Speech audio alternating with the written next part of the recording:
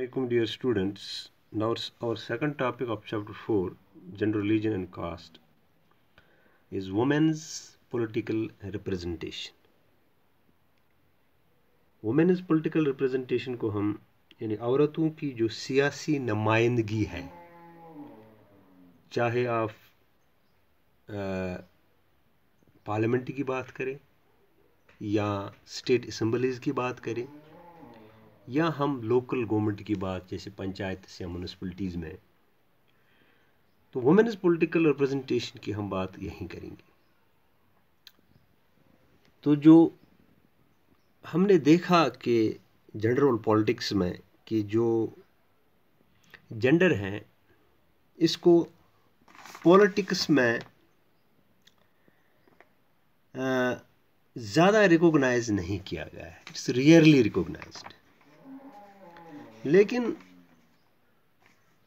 उसकी सबसे बड़ी वजह जो हमने ऑलरेडी डिस्कस की है कि उसमें लिटरेसी रेट जो है कम है औरतों में, या देयर इज़ पैट्रियार्कल माइंडसेट जो है हमारी सोसाइटी में है, या हमारी जो वुमेन फोक हैं वो जो काम करती हैं, हमारी एक स्टीरियोटाइप माइंड या हमारी एक सोशल एक्सपेक्टेशन है कि उनका काम घरों तक है, उनका काम घरों में ही है, घर के बाहर नहीं है। लेकिन उनका काम जो है, और भी एक चीज़ हमने पढ़ी कि उनका काम जो है उसको हम रिकॉग्नाइज नहीं करते, दैट इज़ नॉट विजिबल। तो अब हम देखेंगे कि वुमेन रिप्रेजेंटेशन जो है, सियासी नुमाइंदगी जो है, इसमें क्या चीज़ें हैं। Now issues related to women's wellbeing और अदरवाइज और नॉट गिवन एडुकेट अटेंशन। यानी अगर हम देखेंगे जो वुमेन इश्यूज़ हैं उनको ज़्यादा ध्यान नहीं दिया गया है। This has led to many feminist and women's movement to the conclusion that unless women is control power their problems will not get adequate attention. तो हमने डिस्कस किया है कि जब औरतों ने देखा कि हमारी इक्वल अपॉर्चुनिटी नहीं मिलती है तो उन्होंने एक मूवमेंट शुरू की थी, फेमिनिस्ट मूवमेंट, यानी there should be equal opportunity for both man and women whether in social और इकोनॉमिक और पॉलिटिकल राइट्स। तो जो फेमिनिस्ट हैं या वुमेन मूवमेंट्स हैं उन्होंने कंक्लूड किया, उन्होंने सोचा कि जब तक न औरत पावर में हिस्सा ले, पावर कंट्रोल करे, तब तक उनकी प्रॉब्लम जो है उसको कोई देखेगा नहीं, या उनकी जो प्रॉब्लम है उसको कोई अटेंशन नहीं मिलेगा, उस पर कोई ध्यान नहीं होगा। अब औरतों ने जो फेमिनिस्ट है या मूवमेंट चला रही है, उन्होंने कहा कि one way to ensure this is to have more women as elected representative. उन्होंने कहा कि अगर हमें पावर में हिस्सा लेना है, अगर हमें अपने इश्यूज़ को एड्रेस करना है, तो सबसे रास्ता जो आसान है कि हमें औरतों को नुमाइंदा चुनना है, हमें उनको इलेक्टेड रिप्रेजेंटेटिव्स बनाना है।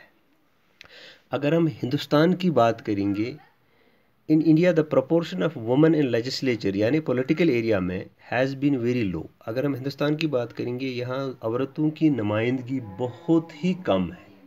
पार्लियामेंट हो या स्टेट असम्बलीज़ हो, तो लगभग अगर हम पार्लियामेंट की बात करेंगे तो 10% से कम ही औरतों की यहाँ नुमाइंदगी है हिंदुस्तान में।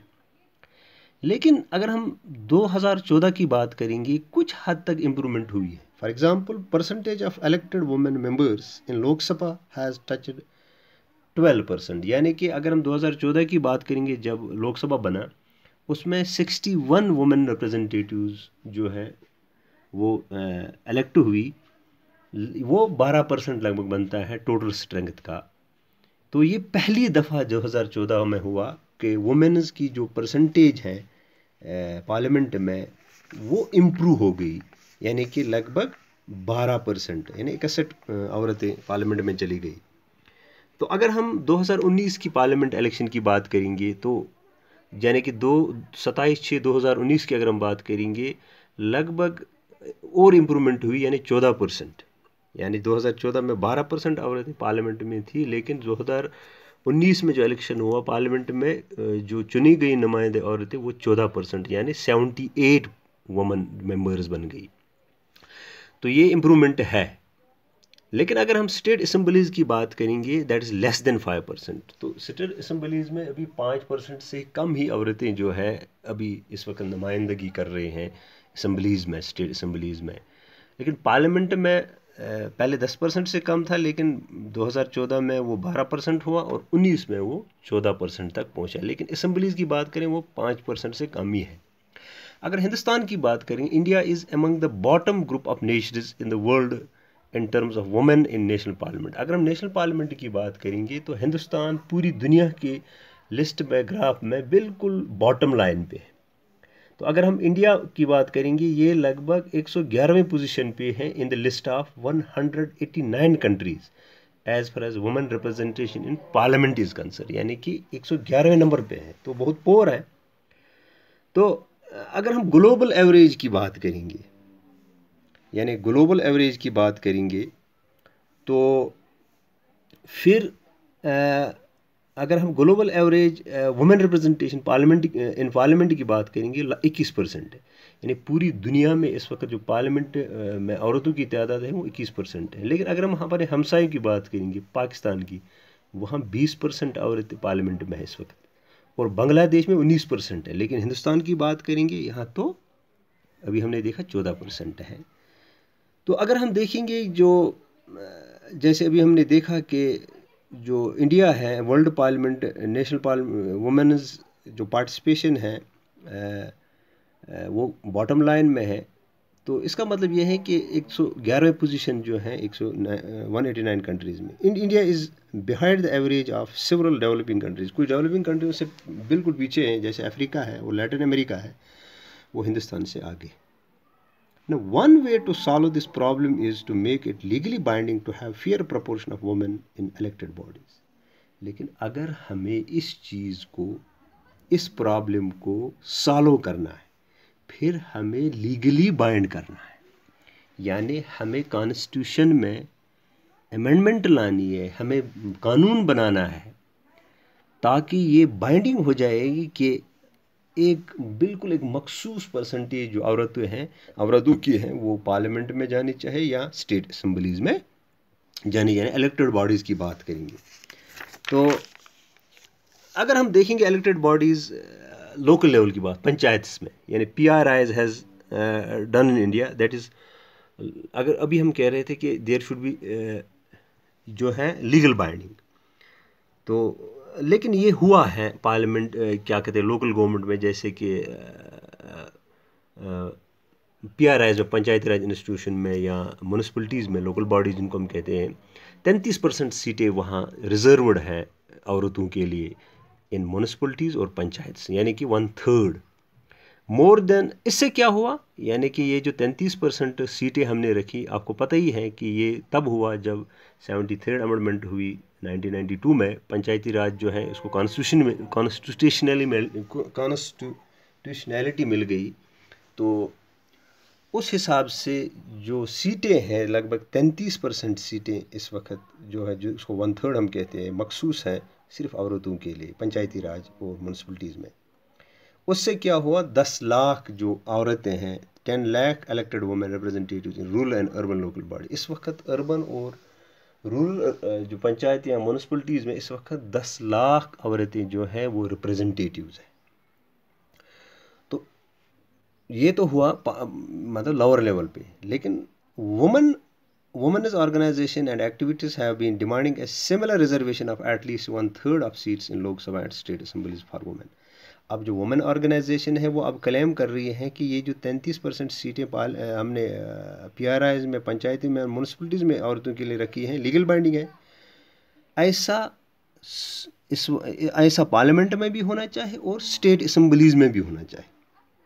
लेकिन इसके लिए बिल इस वक्त पेंडिंग है, bill is pending before parliament for more than 1 decade. लगभग 1 डिकेड से इस वक्त पार्लियामेंट में जो वुमेन रिजर्वेशन बिल है फॉर 1/3 ऑफ और 33% seats in parliament and state legislature, वो बिल जो है अभी पेंडिंग है 1 डिकेड से। उस पर अभी कंसेंसस नहीं बन रही है, उस पर अभी एक राय नहीं बन रही है। जो पार्लियामेंटेरियंस हैं और this among the political parties, जो सियासी जमातें हैं, वो इस पर अभी मुतफिक नहीं हुई हैं कि हमें औरतों को जैसे कि पंचायत में या म्यूनसिपलिटीज़ में 33% सीटें उनको रखें, ऐसा ही पार्लियामेंट या असम्बलीज़ में होना चाहिए। इस पर अभी यकराय नहीं है, पॉलिटिकल पार्टीज़ जो हैं वो नहीं चाहती हैं अभी। तो this bill has not been pass. तो इस वक्त ये बिल अभी पास नहीं हुई है, तो इसका मतलब ये है कि पार्लियामेंट और स्टेट असम्बलीज़ में अभी रिजर्वेशन नहीं है। तो ये चीज़ हम और एक्सप्लेन करेंगे। एक जो आपके किताब में एक डायग्राम बनी है, ये आप डायग्राम अगर आप देखोगे तो ये पार्लियामेंट की बिल्डिंग है। तो ऊपर ये जो मर्द हजरात बैठे हैं ये कह रहे हैं don't worry we will find a way for you. तो नीचे आप दरवाज़ा देखो, ये दरवाज़ा गेट नंबर 5, 6, 7, 8, 9, 10, 11, इस पे पूरे मर्द बैठे हैं, यानी इन दरवाज़ों पार्लियामेंट के दरवाज़ों पे मर्द बैठे हैं। और ऊपर मर्द कह रहे हैं don't worry we will find a way for you. तो आपको क्या लगता है, जैसे पंचायत में हुआ है 33% सीटें हैं या म्यूनसिपलिटीज़ में, ऐसा पार्लियामेंट और असम्बलीज़ में क्यों नहीं है? वजह क्या है? ये बिल क्यों पेंडिंग है? बिल को पास क्यों नहीं होने देते? वजह यही है, हमने ऑलरेडी डिस्कस किया जेंडर एंड पॉलिटिक्स में, कि हमारी जो सोसाइटी है ये मेल डोमिनेट सोसाइटी है, पैट्रियार्कल माइंड सेट है हमारा। हम नहीं चाहते हैं कि औरतें भी बराबर का हिस्सेदार बने।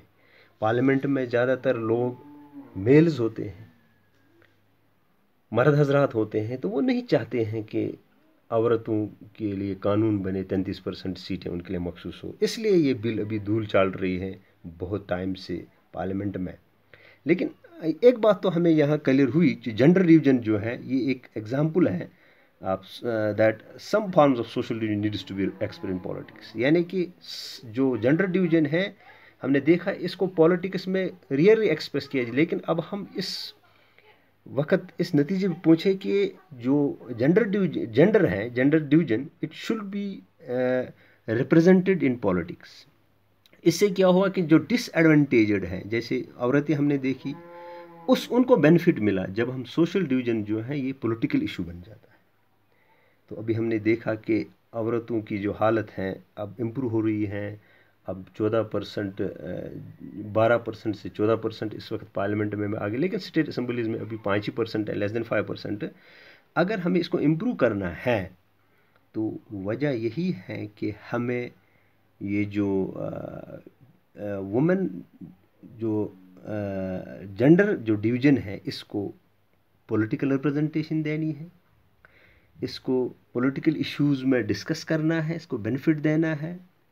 तो इससे क्या हुआ कि जो अनइक्वल ट्रीटमेंट हम वुमेन फोक को देते हैं, उनकी जो मांगे हैं, उनकी जो राय, उनकी जो कमियां हैं वो पूरी हो जाएंगी जब हम जो जेंडर डिवीजन है उसको हम पॉलिटिक्स का हिस्सा बनाएंगे। तो अभी हमने देखा कि वुमेन्स भी अब सोच रही हैं, अब आ रही भी हैं पॉलिटिक्स में। तो उन्होंने कहा जब तक ना हम खुद उठेंगे, पॉलिटिक्स का हिस्सा बनेंगे, तब तक हमारी जो मांगे हैं या हमारी जो रिजर्वेशन जो 33% सीटें पार्लियामेंट या असम्बली में, वो तब तक हमें नहीं मिलेंगी। तो जितनी औरतों की तादाद असम्बलीज़ में या पार्लियामेंट में बढ़ेगी उतना तो आसान हो जाएगा।